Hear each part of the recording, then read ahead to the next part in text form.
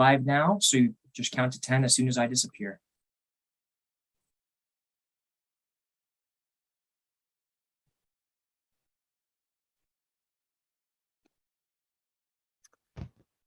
Welcome to the State School Board District 6 debate between incumbent Democrat Carol Lear and challenger Republican Melanie Monasteri. My name is Royce Van Tassel, and I am today's moderator. Before we begin, I would like to thank the partners who put today's debate on: the United Way of Salt Lake, the Hinckley Institute of Politics, the Sutherland Institute, the Utah PTA, and the Utah Association of Public Charter Schools, and the Deseret News and KSL. The rules for today's debate will mirror those used in previous debates in this debate series. Each candidate will give an opening statement. Then I will pose a series of questions to each candidate. Each candidate will have 90 seconds to answer each question. Should either or both candidates want additional time to respond to their opponent's statement, she can ask for an additional 30 seconds. After 30 minutes, I will begin posing questions suggested by the viewing audience, by you. You can suggest those questions in the live YouTube chat. As the hour draws to a close, each candidate will have 60 seconds for a closing statement. Prior to the debate, I met with the candidates and reviewed the rules. We also determined that Carol Lear will give the first opening statement, which will mean that her opponent, Melanie Monasteri, will give the first closing statement. In between, we will alternate who answers successive questions first. To begin, I would like to get a sense of some of the big picture issues confronting the State Board of Education. My first question is this: many questions that the State Board of Education confronts revolve around who should resolve an issue. Oh, wait, sorry. Oh, we are at opening statements.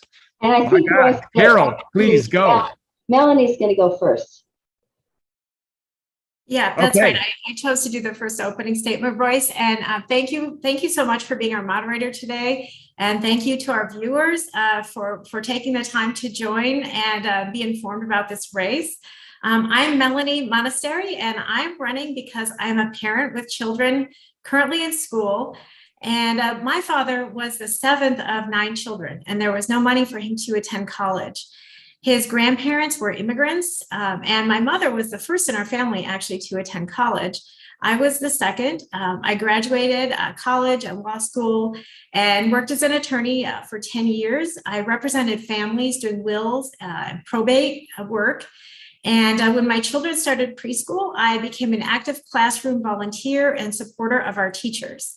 I served as room mom year after year, often for both of my children at once. I was a supporter of our many fundraising efforts for library, art, music, and other things that would not have been in our school without fundraising. I have been a big supporter of education, and I'm so thankful for the incredible work of our teachers and what they do every day to change the lives of our children. Children are the reason for our schools.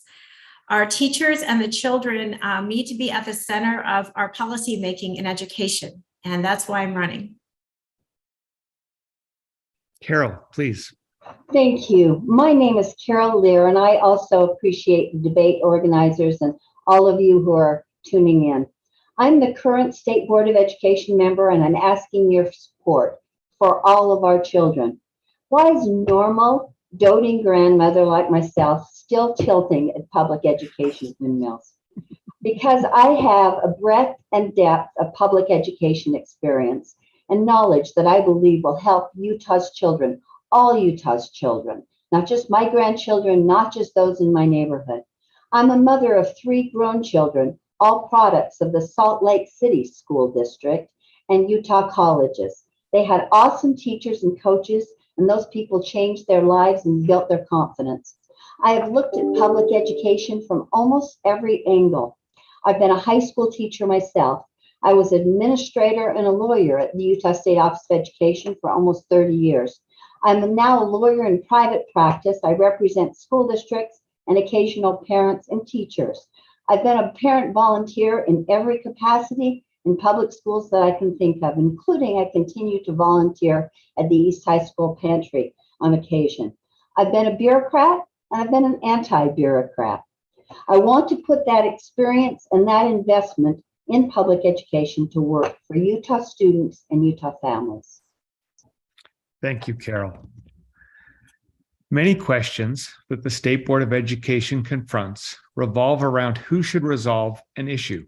Should this be a local control issue, or should the answer be the same statewide? My question is this: how do you think the State Board should resolve that tension?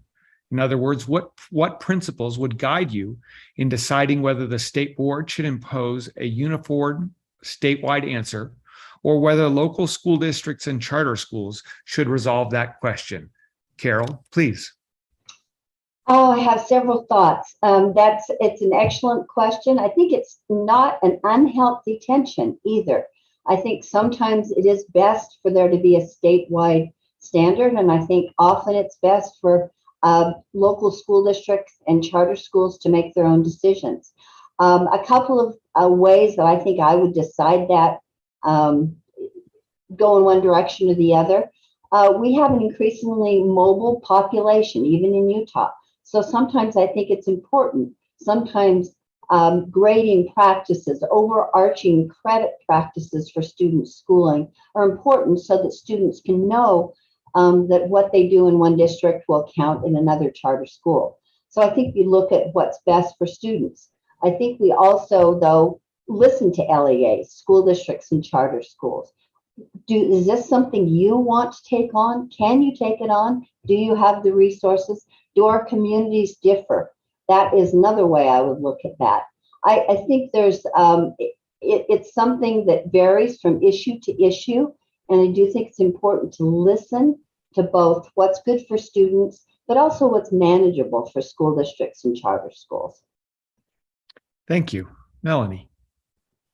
I think that this is a really important issue today because we have had problems with loss of trust between families and our schools.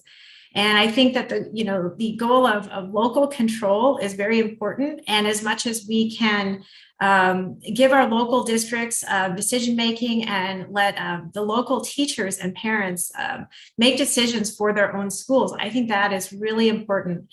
Our guidepost is always what's best for our children. And, we want that to be the priority in our decision-making, and in some cases, the state board needs to issue statewide guidelines or regulations, and it's in some cases those are directed by the legislature, and that's something that the state board is tasked with issuing.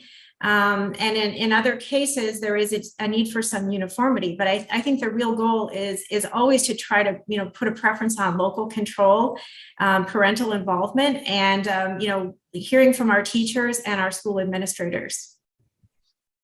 Thank you. My next question goes to some tax questions. Since the 1930s, the Utah Constitution has required that the legislature use income tax to pay for public education. During the 1990s, a voter-approved amendment to the Constitution permitted higher education to receive income tax dollars. Over the last several years, the legislature has asked various public education stakeholders to support proposals that permit the legislature to use income tax dollars for even more segments of state government. What is your view of this policy direction? To what extent should income tax remain the exclusive purview of public and higher education? Melanie, I believe you go first this time. Thanks, Royce. I think our schools are just so important not only to our children and families of today, but to the future of our communities. It's really, hard to imagine anything that's more important when we talk about, the citizens of our future communities than our schools.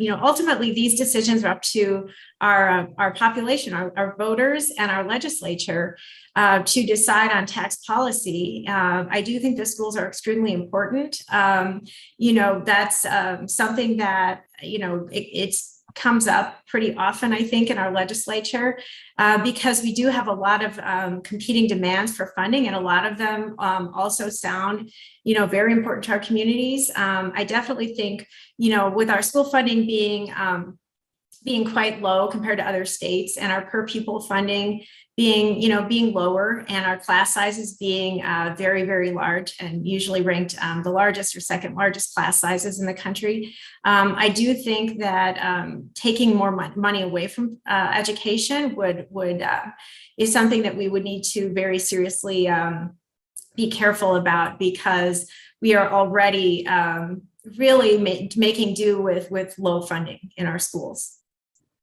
Thank you. Carol. I want to start and end with saying that I believe that the income tax has to be devoted to public schools. That's an ideological position that I've taken for forever, sometimes despite really persuasive opposition. However, I think that's a more complicated question that sounds like to begin with, and it's probably better not to be so ideologically pure. For instance, if information or if services are cut in the public sector because everything goes to public education, that puts more burden on public education. If students don't have the health care they need, if their families don't have the health care they need, if they don't have the services in the community they need, then that often falls to schools. So I think there's a healthy balance, and I don't know that I would say that it should come from income tax, but I do think it's important that we understand that that the community services provided to students and families also work in favor of the schools and make it so that teachers can focus more on academics. So I want to end with saying I still have to stay with my heart and say that income tax should be devoted to public schools. But I think that we ask a good question when you say, what about other services in the community? Thank you, both of you. Next, I would like to address some more granular policy debates in Utah's public education system. Over the past several years, terms like equity, CRT, or critical race theory have received a lot of attention from parents, activists, and policymakers. What role do you think these concepts should play in shaping the standards set by the State Board of Education and the curriculum chosen by school districts and charter schools? Carol, I think you're first. Yeah, excellent, controversial question. I think it's important for for the school board, the state school board, to consider those issues. Let me focus on equity and inclusivity for starters. As we know, equity is not necessarily equal for all groups. Equity means giving individual groups, and that sounds like a contradiction, but giving different groups what they need. Students with disabilities receive more funding in public schools than do students in the general education population. That's as it should be in my mind, because we need to support and serve those children who need the most resources. Also, students who are learning English get extra resources. I think the state board should play some role in making sure that those opportunities are spread across the state. Let's talk about inclusivity. Again, that's a federal standard as well as a state standard. I think it's important for there to be some level of rules at the state level that direct school districts and charter schools to maintain inclusivity for all students, not just because it's the right thing to do, but because it also keeps the Office of Civil Rights away from our door. Thank you. Melanie. My goal is for every student in our schools to feel included and supported, and the adults in our schools need to definitely support the learning and inclusion of every one of our students. We need to make sure that our anti-bullying policies are being implemented and applied effectively in our schools. And, I'm realizing that each student comes to school as they are with a unique set of abilities and needs. And it's important that we address the needs of each student and we give them the best opportunity for a great education. So I think we definitely want our state board and local boards aligned with those goals of supporting every student. And, we need to look at locally, what is the best way to do that for our schools. Thank you. Full-day kindergarten has become a key issue on Capitol Hill. Many advocates and policymakers want every parent to have the option of full-day kindergarten for their child. And research seems to say that full-day kindergarten improves student achievement. At the same time, the price tag for full-day kindergarten for every child statewide is large, probably north of $50 million. How important do you believe it is for every Utah school to offer full-day kindergarten? Melanie, I think you go first.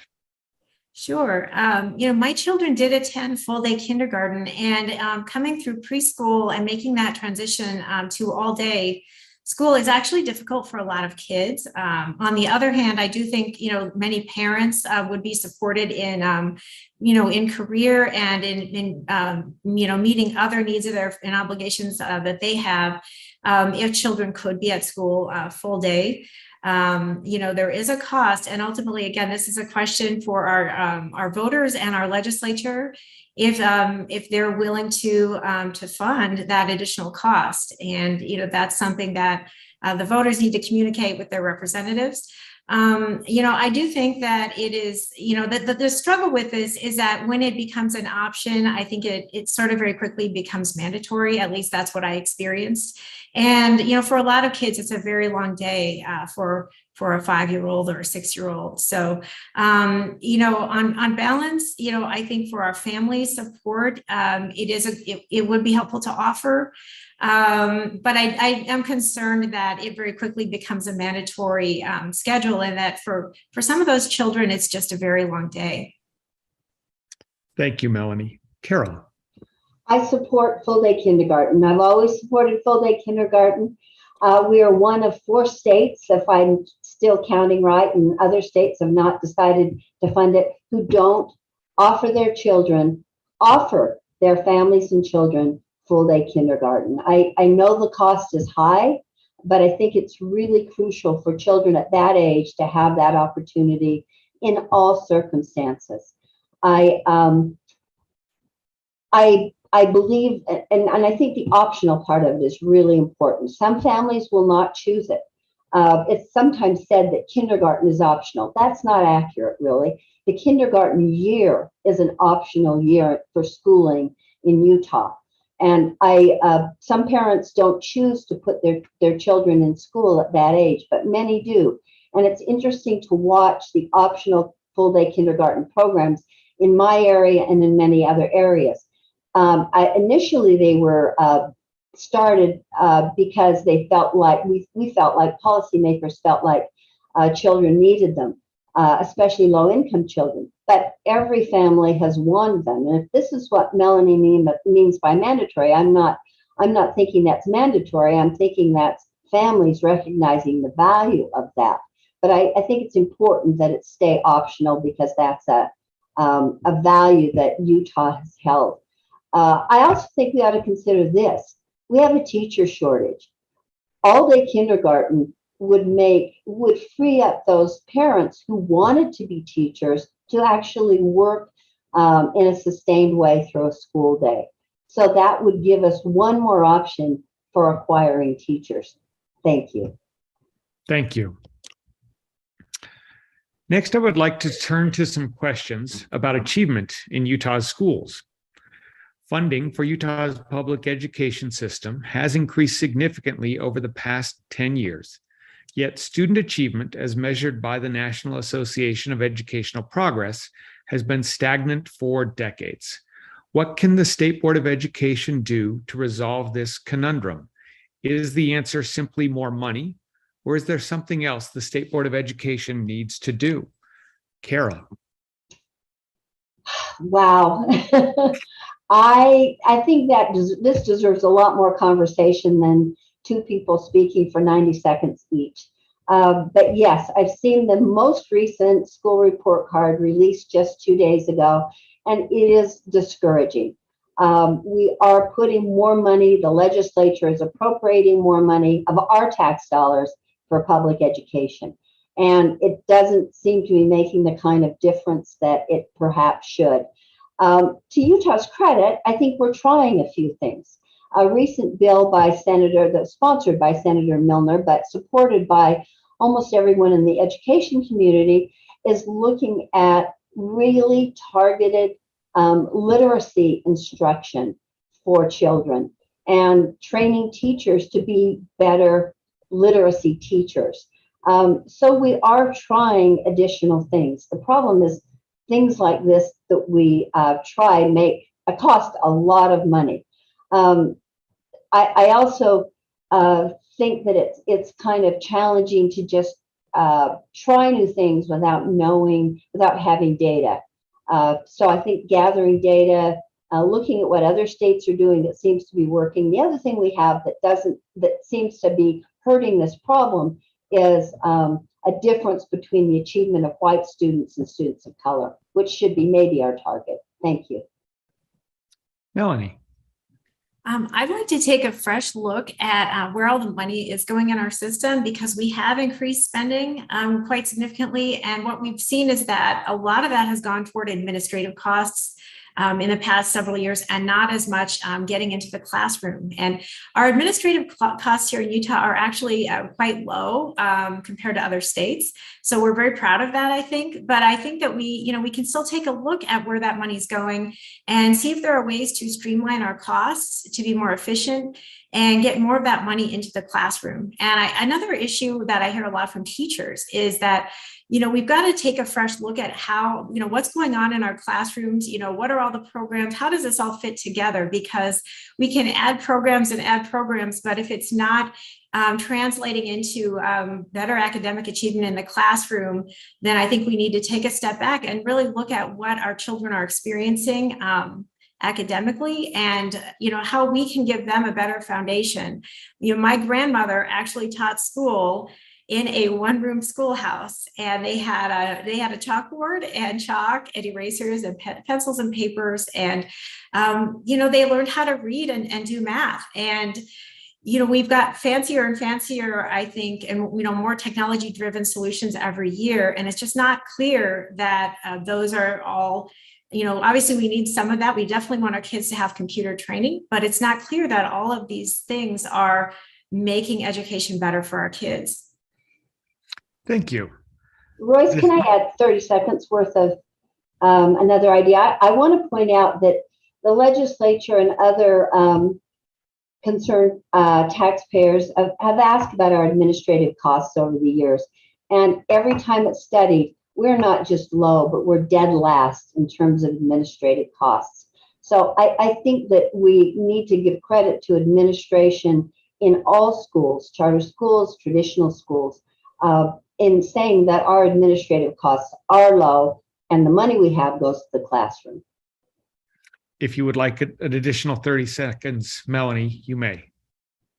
Yes, thank you, Royce. That is absolutely correct. However, I think that when we look at these systems, I have a background in accounting and auditing, and I like to think that just because we are doing better than the next state doesn't necessarily mean that we shouldn't examine what we're doing and examine better systems and better ways of doing things. And so I would still be interested in doing that. And yes, I do applaud our administrators and our schools for doing such a good job.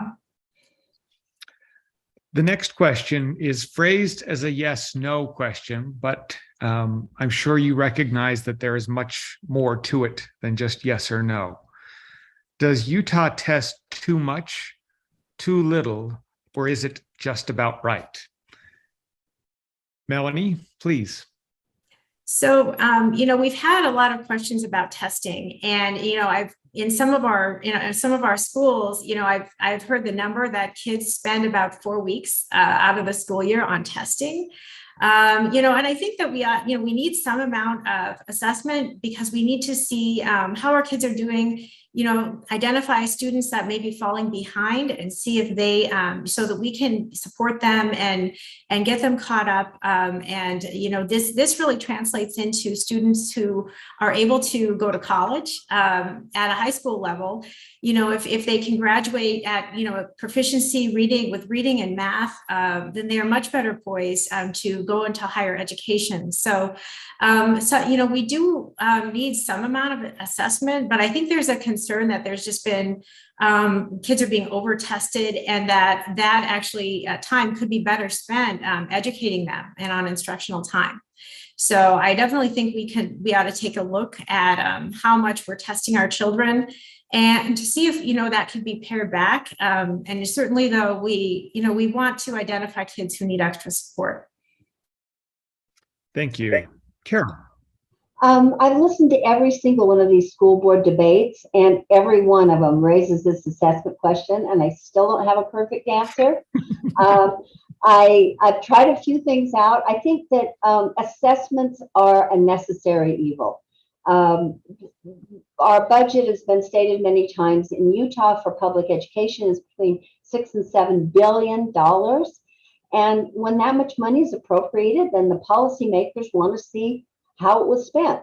How did it help? How did it help students? Not just how was it spent, but is there a product that we're aiming for? So accountability is necessary. I think it's also necessary at the federal level. And so any kind of testing based on federal money, CTE money, is necessary and kind of expected and I think responsible. So I think some testing is necessary.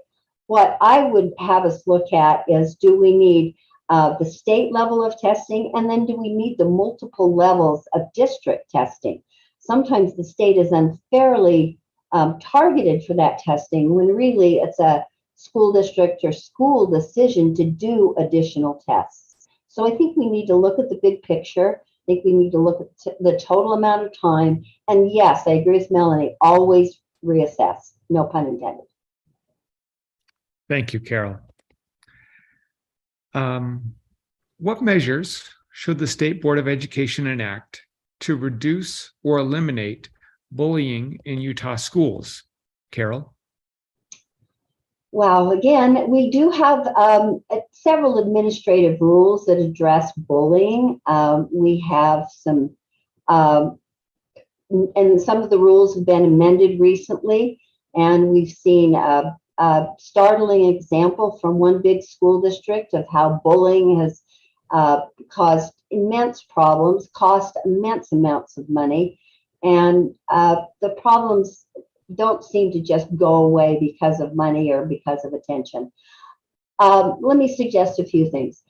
First of all, I think the state board as well as local boards need to partner up with community groups. That includes churches, that includes community groups that I can think of, because all we can think of, because bullying is not a school problem. It's a community problem. It's a cultural problem. Children don't begin their life as bullies. I think they begin their life, my experience is children are very caring and loving.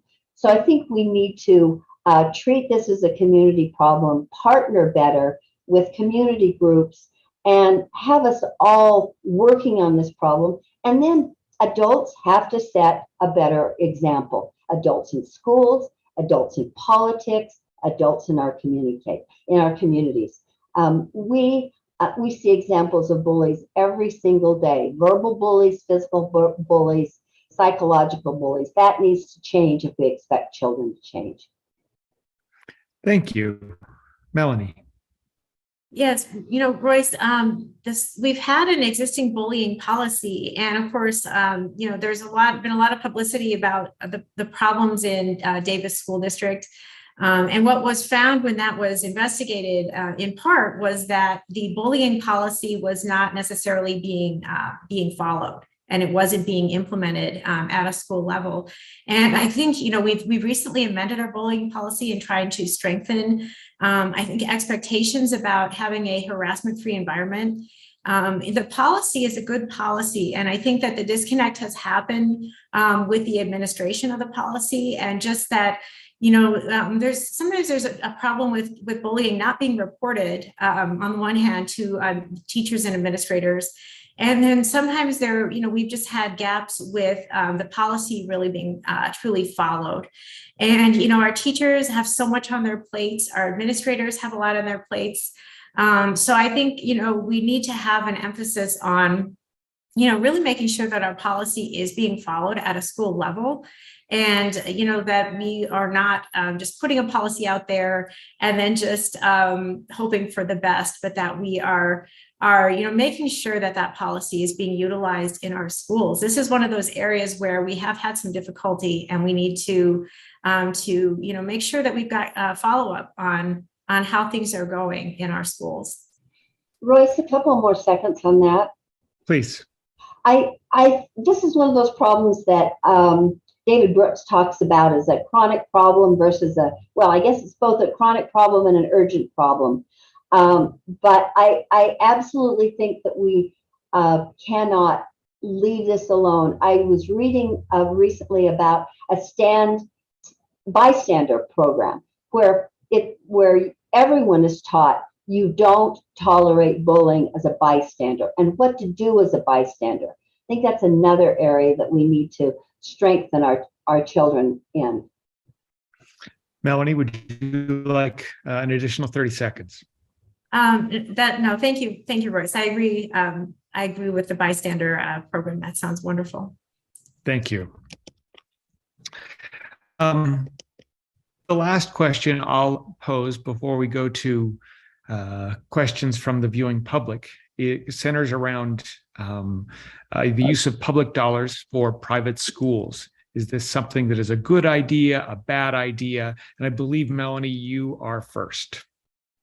Sure. I am, again, an advocate of local control. And we already do have a lot of school choice here in Utah because our parents can choose, within our public system and charter school system, they have school choice.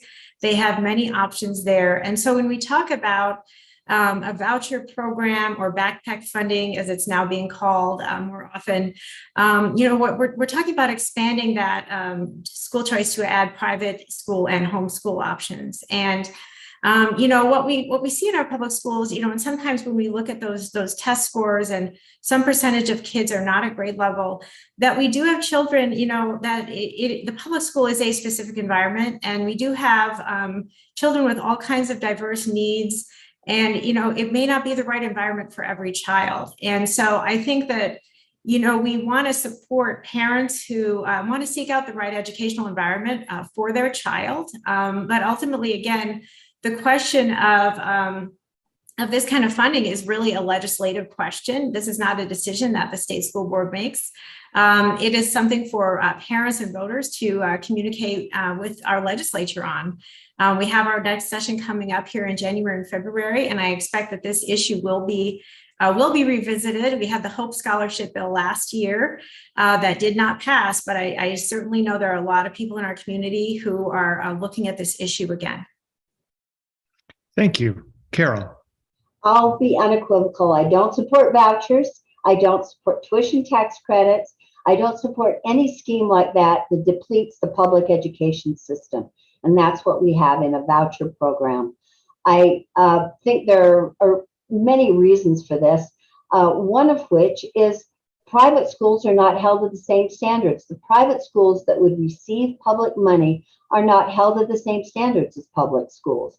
When I see a voucher program brought to the legislature that requires testing, that requires teacher licensing that is equal to what the traditional public schools experience, then I would consider a voucher program. The other thing is voucher programs benefit the rich. They're never big enough to completely pay a private school tuition. So all they do is subsidize parents who can already afford private schools. We've seen that example. The state board's been dealing with a private school that actually raised its tuition when it realized it would get a voucher. And we've had to implement rules, change the rules to disallow that for private schools. So I don't support that. I think public dollars should go to public institutions because it's a community service and a community value, not because we're each entitled to a certain amount of money. Royce, may Thank I have you. a rebuttal on that one? Please. Okay, Please, thank Melanie. you.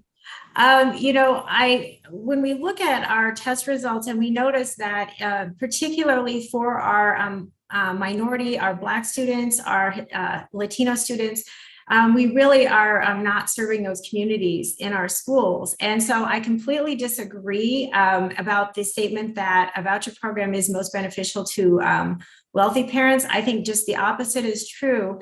What we have is a situation where many parents cannot afford private school options. And, we have lower cost private school options available that could be purchased with a voucher. However, it's not available if a family doesn't have the resources. Carol, would you like 30 seconds? Of course, I could speak a long time about voucher programs. I absolutely disagree. I've looked at private school tuitions from many schools. I have many in my neighborhood, religious schools as well as non-religious schools, and every one of them has a tuition that exceeds the vouchers that have been offered on multiple times through different voucher programs. So I don't think they really help the students that they purport to help. Thank you. The first half of this debate, I think, has been very rich and engaging. We're now going to move into the second half where I will pose questions that have been suggested by the viewing public.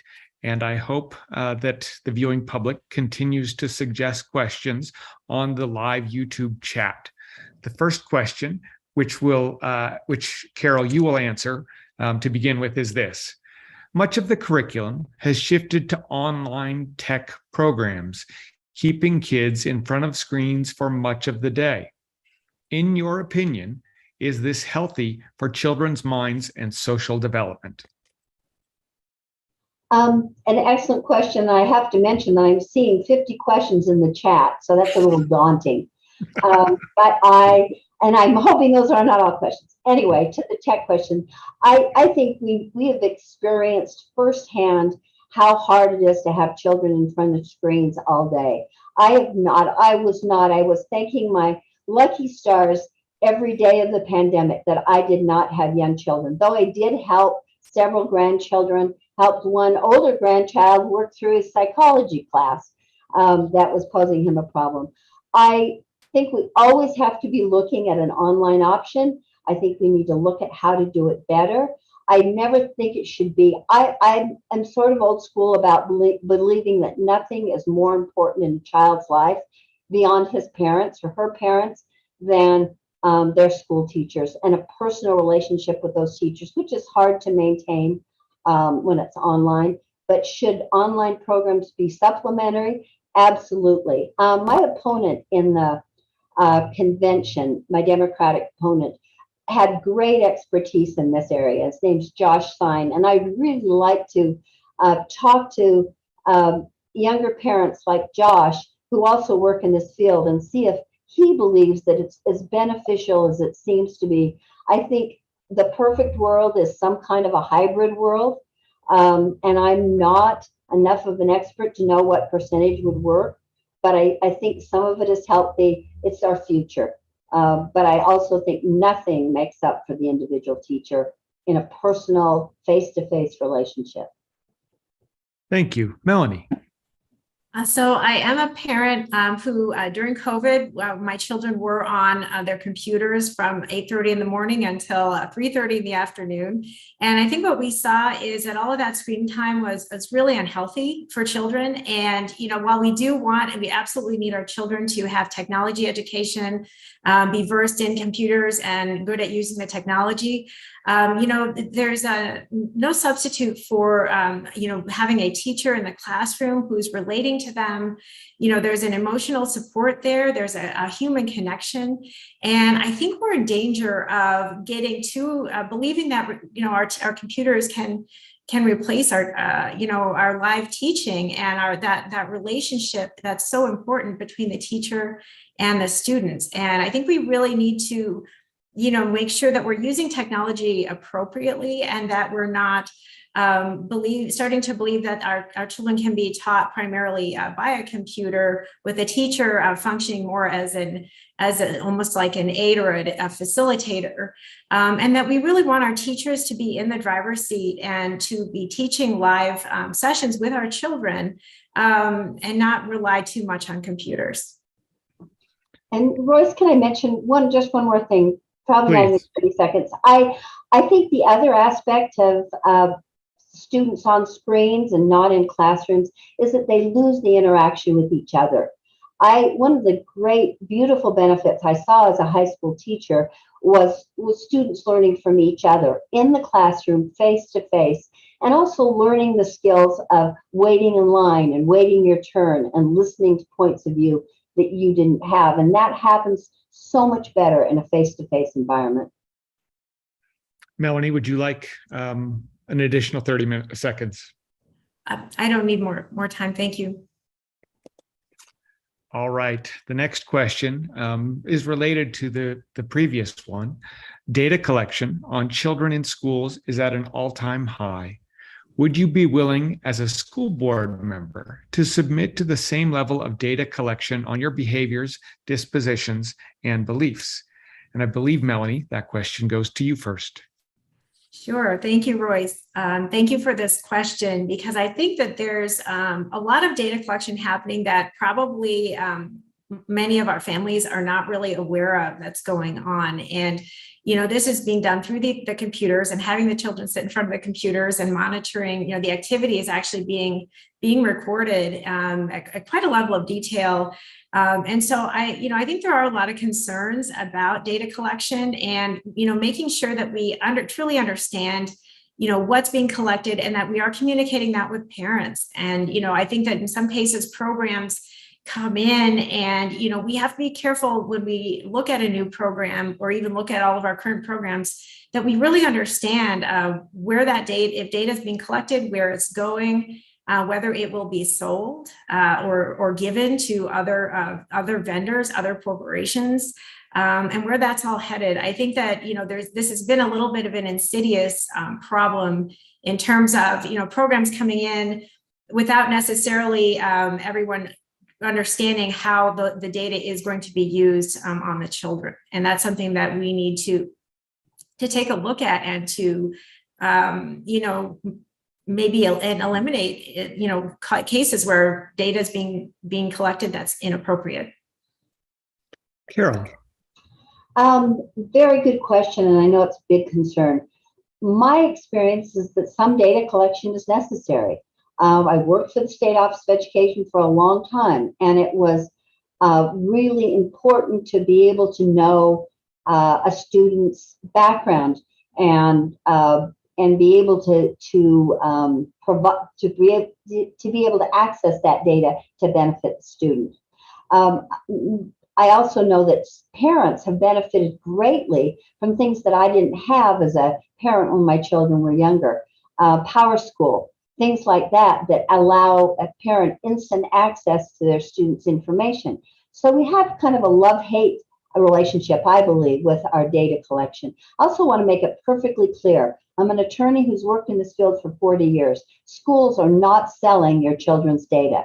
That is completely prohibited. That's not happening. If you can bring me an example as an attorney, I will directly go to that school and talk about the laws that prohibit that.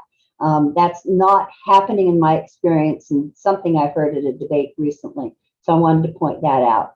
I think we always need to let parents know what data is being collected for what purposes.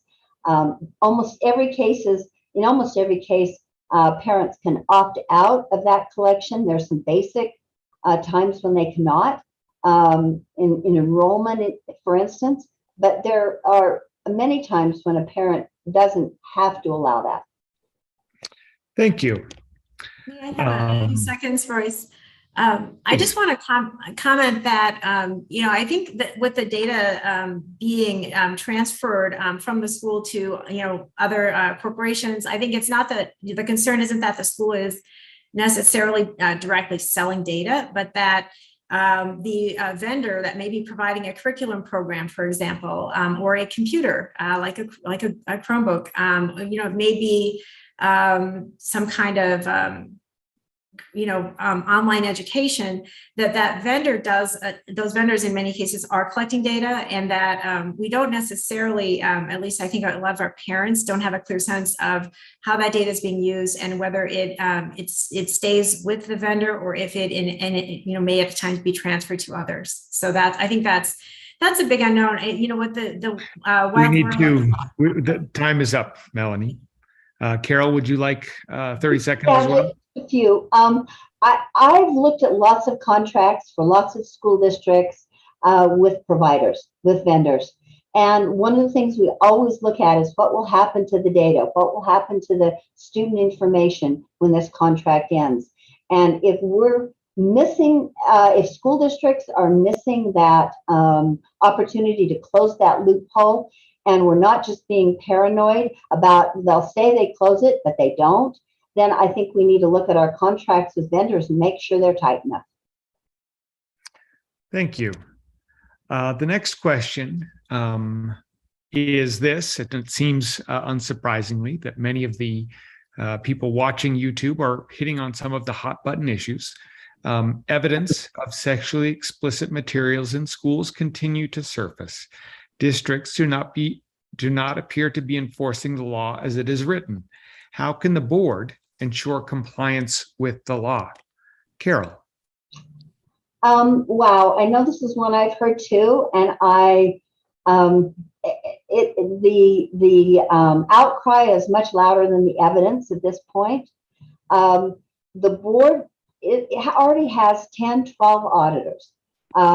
If we want to dispatch all those auditors to in gotcha roles towards school districts to see if the school districts and charter schools, 140 LEAs, are following the law on this issue, they can.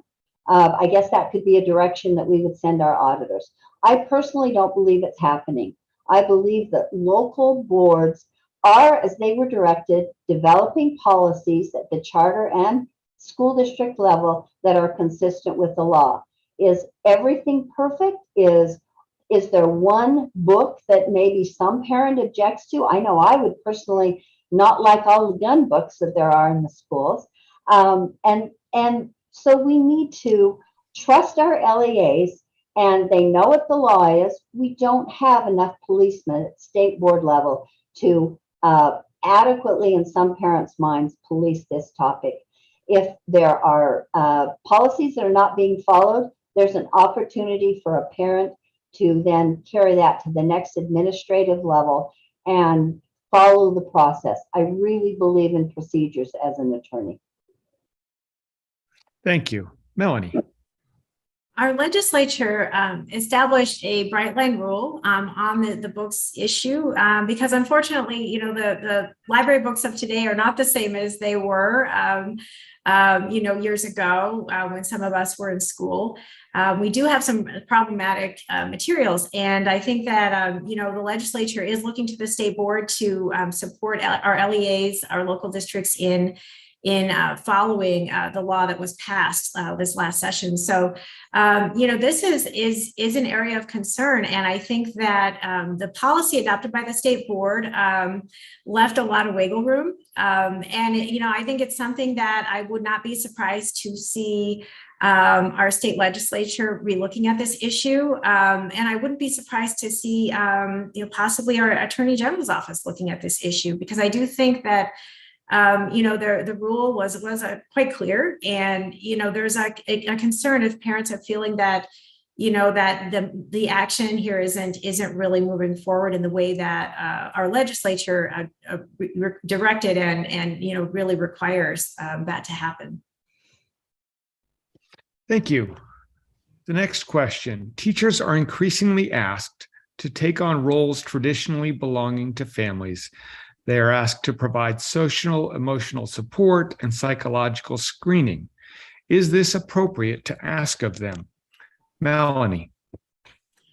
So our teachers today are incredibly hardworking, and they are miracle workers in our schools. They have become the be all and end all to do duties that look more like social work, duties that look more like therapy. And it's really put too much on the plates of our teachers. We need to reduce our class sizes so that our teachers are not spread so thin. We need to empower our teachers to give more individual attention to students by taking some things off of their plate and reducing some of their burdens. Our teachers are doing incredible work in our schools every day. And we ought to let our teachers thrive at their area of expertise, and that is teaching academics. People go into teaching because they love to teach, because they become experts in teaching an academic subject. That is their specialization. They are not trained as therapists or social workers. So I really do think that we ought to free up our teachers to do what they love. And I think that would also help improve our teacher retention and reduce teacher burnout that we're experiencing. Thank you. Carol. And I agree with Melanie 100% in a perfect world. I'd love teachers to be freed up to do more academic teaching and less, not just less psychological work or counseling work.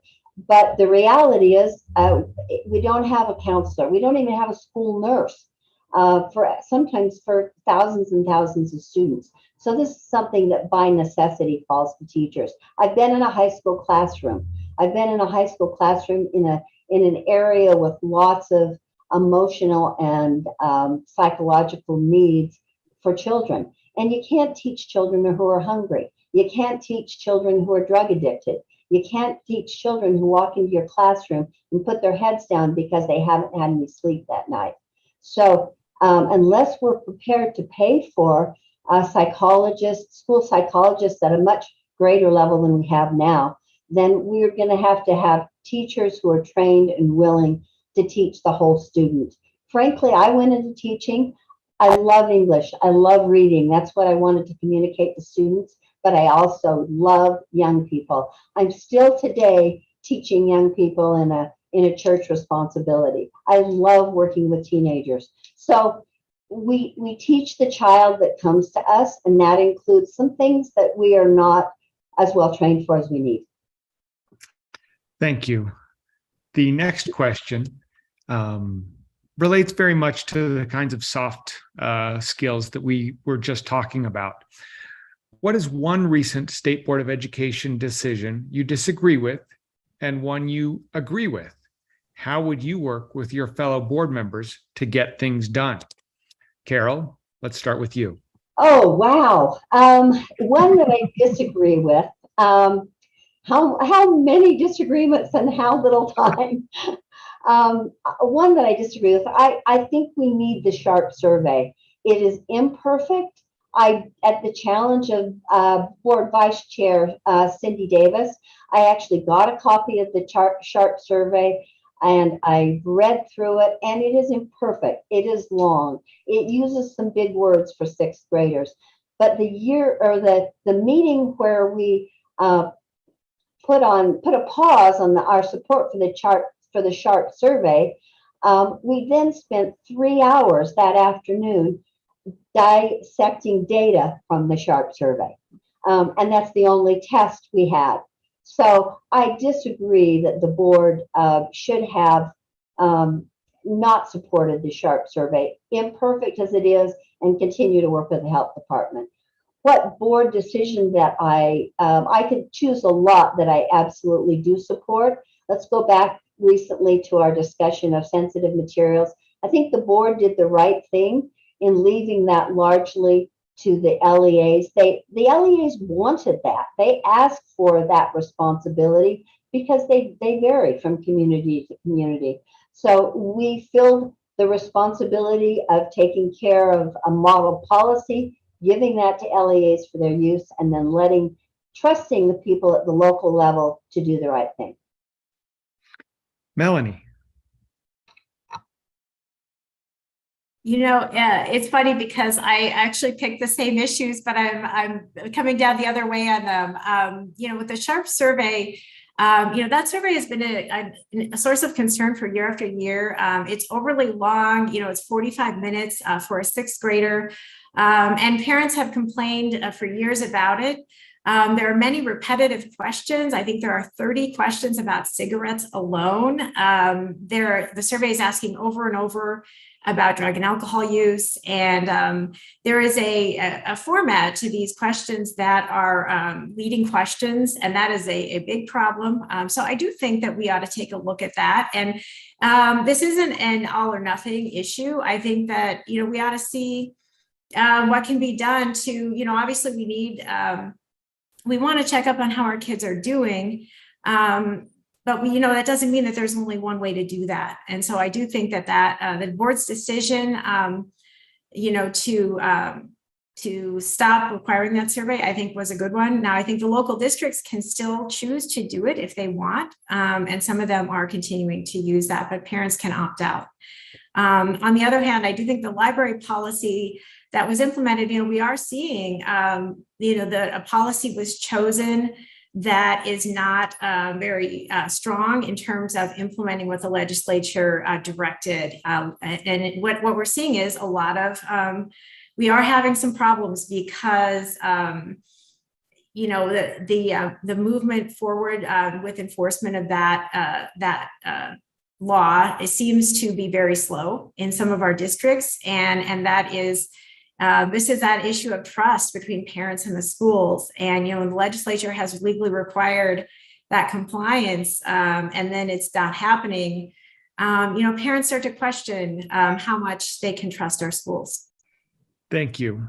We have reached. And I have to take another 30 seconds on that. Please do. And mostly because we have another extra 15. So I have to, this isn't a SHARP survey question, but I have to defend it a bit and remind everyone who's listening, including ourselves, this is an opt-in for parents. It's not even an opt-out. It's an opt-in for parents. It's an opt-in for school districts. It's an opt-in for individual schools. This gives every opportunity to the parent who doesn't want her child to be taking this test to not have to take it, but it would still allow the state to have that information. Thanks. Melanie, would you like an additional 30 seconds? I don't need that. Thanks, Bruce. Thank you. We have reached the end of today's debate. We'll have a closing statement. And if my memory serves right, Carol, I believe you will be giving the first closing statement. Thank you. That went so fast. I was afraid it would go so much slower. Thank you again to debate organizers. We've discussed qualifications and education issues, funding, and controversies. I'd like to conclude with a unifying idea. Member Hymas at our last board meeting mentioned that politicians who change their minds on important issues are often called flip-floppers. Matt suggested that what they might really be, and Matt said he aspired to this, are policymakers looking for the best solutions. And sometimes that means course corrections. As I mentioned earlier, my convention opponent, Josh Schein, had a similar approach in terms of technology. I appreciate Matt's honesty, and so I want to end by saying that because of my years of experience in public education, I want to be open to new ideas. And to quote Chair Mark Huntsman, I want to be open to betterments for all Utah school children. Again, not just my own relatives, my own family members, my own loved ones, but all community members and their children. I pledge to listen and be open to course corrections. My contact information is public. Most of you know where I live. You know my contact numbers. I welcome your ideas. Thank you. Thank you for electing me as a board member since 2016. Thank you for the opportunity today. Melanie. Thank you to everyone for tuning in today. I'm running because I will be the voice of parents and the voice of teachers on our state school board. I've talked about how I will support families in their responsibility for the education of their children, and how I will advocate for smaller class sizes to increase individual student attention and learning, and how I will work to reduce burdens on our dedicated teachers and support policies to improve our teacher retention. I will work to improve the role of parents and increase transparency so we can rebuild trust with our schools. We need a balanced approach to school policy that values our teachers and respects them, and that values our families and respects the values of our families. I'm a parent. I'm not a bureaucrat. I will represent the people in District 6 and be their voice. Children and teachers are at the center of our schools, and we need policies that put our children's education first. Every child deserves a school where they can learn, grow, belong, and be a part of a community.